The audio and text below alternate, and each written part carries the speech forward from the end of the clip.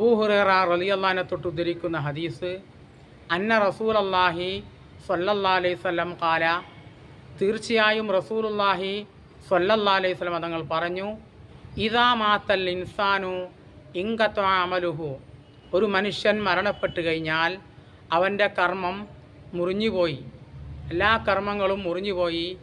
ഇല്ലാ മിൻ സലാസ്, 3 കർമ്മങ്ങൾ ഒഴികെ.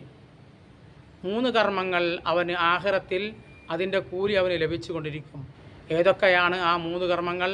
സ്വതക്കത്തിൻ ജാരിയ, നിലനിൽക്കുന്ന ദാനം, ദാനധർമ്മം, അതിൻ്റെ കൂലി ഖബറിൽ അവന് ലഭിച്ചു കൊണ്ടിരിക്കുന്നു.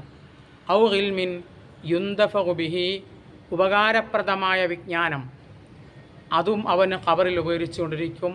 ഔ വലദിൻ സ്വാലിഹിൻ യദൂലഹു, അവന് വേണ്ടി ദുആ ചെയ്യുന്ന സന്താനമുണ്ടെങ്കിൽ ആ സന്താനത്തെ കൊണ്ടും